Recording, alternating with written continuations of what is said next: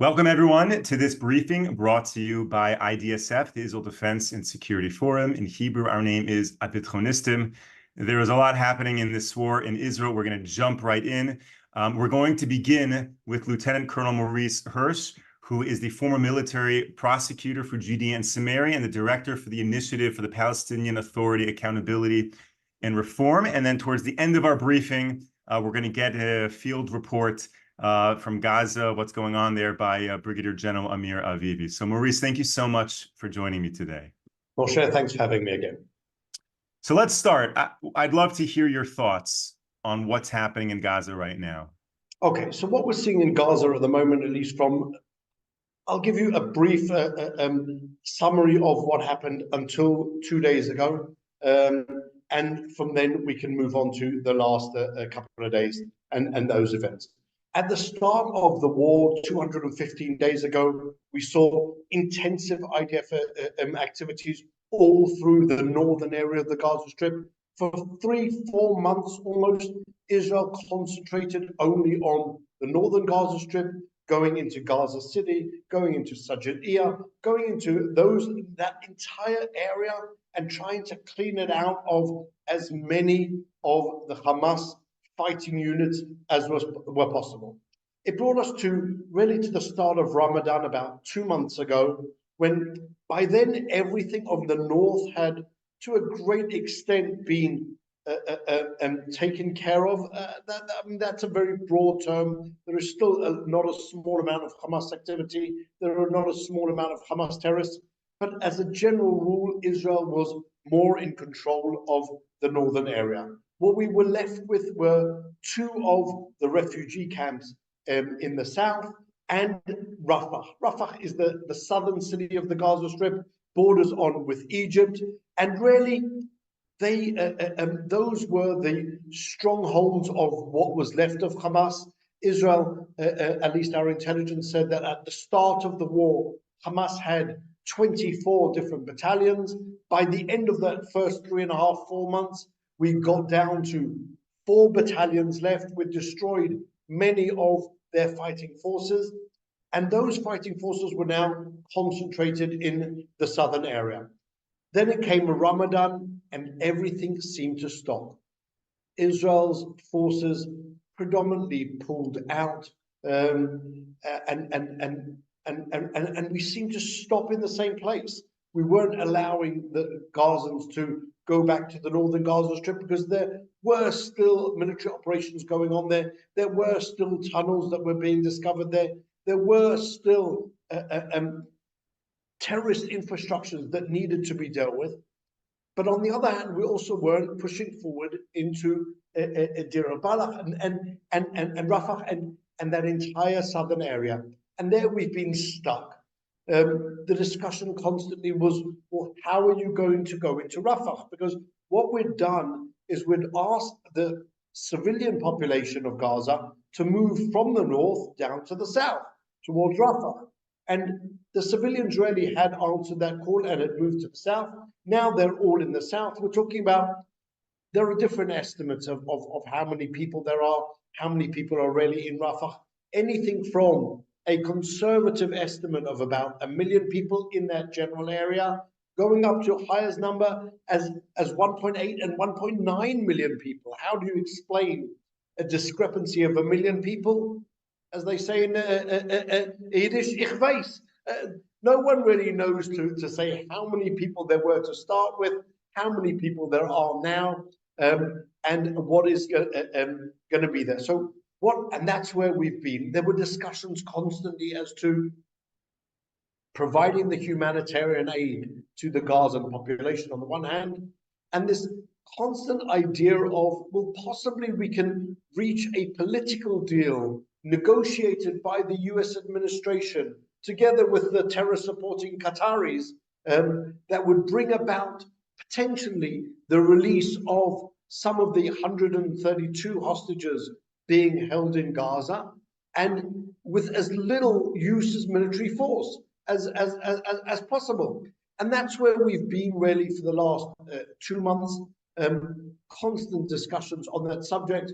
How can you go into Rafah? without a clear plan as to how you're going to evacuate the population. And on the other hand, well, maybe we can make a deal with the terrorists and persuade them that they should give up on their strategic assets in return for some type of political deal. I say strategic assets that they see, while we see human beings as the hostages, they see the hostages as insurance policies, as strategic assets. Yahya Sinwar knows, the head of Hamas knows, that once he has no more hostages, he's a dead man. And so what he's doing and what he will carry on doing is holding the hostages as his own personal insurance policy. So we've seen that playing out, and then really just coming to a head in the last few days, where we saw a negotiated situation where that Israel was forced, strong-armed into accepting, that said that there would be a deal of a cease in the fighting for 40 days. Israel would release X amount of prisoners, a whole scale had been set up, and in return, Hamas would release 33 live hostages. Hamas didn't accept that agreement, even though US President Biden and the State Department said that it was the best deal that Israel had ever offered. It really was a tremendous amount of concessions on Israel's side. And Hamas decided then 2 nights ago to accept its deal. But what was that? That was really an act of misinformation. It was accepting a deal that it itself had written for itself and to itself only. In its own deal, Israel would stop the fighting for 42 days and not 40 days. Hamas would decide which hostages to release, as opposed to the agreed deal of 33 live hostages. Hamas decided that it would only release 30 hostages, some live, some not alive. And they added on that they would have the veto as to which terrorists would be released by Israel. Really, so they would decide, we want Israel to release all of our strategic assets, but on the other hand, we're going to give you nothing. And at the end of the day, and this really was to complete the package, Hamas's deal said there would be a constant ceasefire, meaning that Israel would basically have to say, well, we've lost the war. We haven't managed to eradicate Hamas. We are at the same time as we are giving in and giving up on our strategic assets, we're also giving up on the hostages. Because if the deal says only 33 hostages or 30 hostages, and some of them are alive and some of them are not, Hamas could really have released 29 dead hostages and just 1 live hostage, if at all. So really, they were deciding that these terrorists were going to be holding all of the cards for themselves, and that's the agreement that they decided, that they agreed to by themselves. No one else had discussed it. No one else even knew about it. Israel certainly didn't agree to it. And so that's where we are. So yesterday morning, we saw the movement finally of IDF forces into Rafah, into that whole southern area of the Gaza Strip, taking over the Rafah crossing point. That's the official crossing point between Israel and Egypt. There is that entire, what's called the Philadelphia corridor, that area, that band or strip of land adjacent to the border between Egypt and the Gaza Strip. That's called the Philadelphia corridor. And so Israel has seized the first 6 kilometers out of 14, going from west to east and taking over the crossing. As anyone really knows, the analysts of Gaza know that the person who controls the Rafah crossing really controls the Gaza Strip, because that's the entry and exit point of these of the terrorists, with the exception, obviously, of all of the hundreds, if not thousands, of terror tunnels, smuggling tunnels that Hamas has developed over the years, going to and from Egypt. And that's really where we're standing at the moment. Israel has started its offensive on the Rafah area with the idea of getting to the Hamas leaders, Mohammed Deif, Yahya Sinwar, and rescuing the hostages. And at the same time, trying to continue on with these efforts to separate, distinguish between the civilian population. We saw just yesterday or this morning, so many days just blend into the others, one into the other, an announcement that the US had finished the construction of the floating port that they'd chosen to establish outside Gaza, which would allow the entry of greater amounts of humanitarian aid into Gaza. We saw, on the other hand, the IDF spokesman saying these are the areas that the IDF is going to operate in. These are the areas that we recommend to you that you evacuate from, and really lines and lines and lines of people, of Gazans, listening to that call, leaving those areas, moving to the areas that's an area that's adjacent to the Mediterranean Sea called the Muwassi. That's the area where Israel has made sure that there are more field hospitals, more tents, more aids in order to facilitate that evacuation. And despite the skepticism, it would seem that the Gazan civilians are actually moving there. And they're possibly sick of being human shields for Hamas on the one hand, and having already understood the world doesn't really care about them. The Egyptians haven't agreed to receive even one Gazan refugee. They've closed the border off.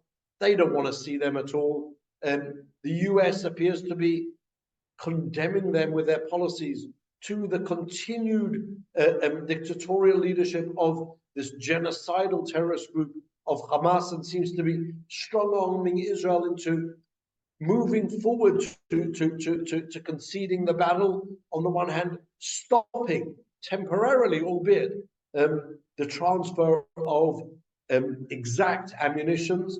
What would the US administration prefer? That we not use exact precision weapons, but rather we use bigger bombs? I can tell you, in my experience, my background, as you mentioned, is in law. The laws of war don't require Israel to use smart bombs. And if the US doesn't want to help us with smart bombs, then we're certainly entitled to use not smart bombs.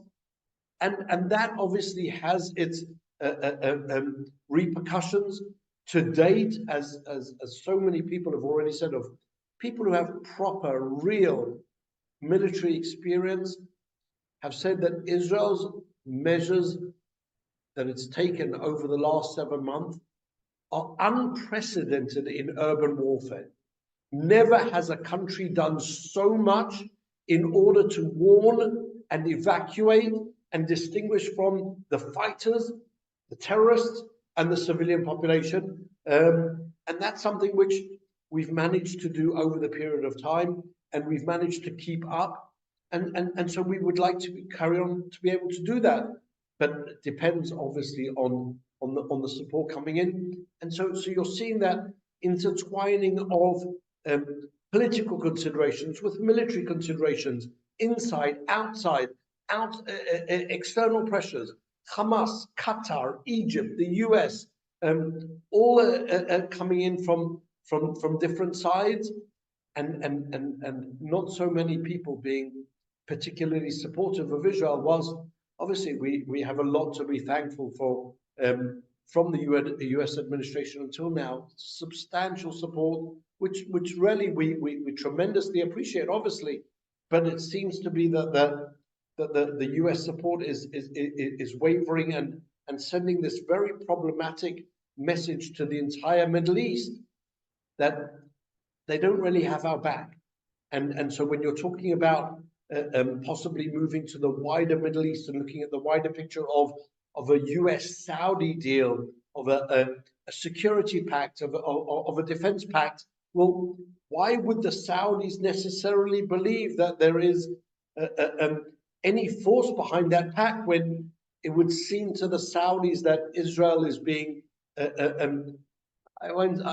shudder to say abandoned, but America doesn't necessarily unequivocally have, or the US administration doesn't unequivocally have Israel's back, which I think the American people actually do. And so that's a little bit of what's going on. There are political moves going on all around at the same time. But maybe that I can give you as an introduction. Thank you, Maurice, for that very thorough introduction. Let me ask you this recent failure to strike a deal with Hamas reminds me of years and years and years of Israeli military leaders, prime ministers offering very generous deals and them being rejected. So my question is, should we be in the position, should we continue to offer these deals? Is that good diplomacy? Is that what Israel needs? I would say, Moshe, absolutely not. I think that what we're seeing at the moment is a bit of a general misunderstanding of Hamas and its driving motivations and really everything around it. The world is coming to us and saying, well, you can make a deal about the hostages. And they say, well, look, on day 50, 51, 52, 53, you made a deal with the terrorists. You managed to release not a small amount of the hostages, and at the same time, you didn't have to stop the war. That was a fundamental misunderstanding to say what was relevant then was relevant now.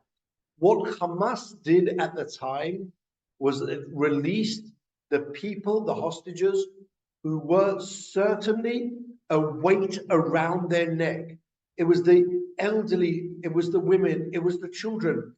These were the people that the world was unified in condemning Hamas, in comparing it to ISIS.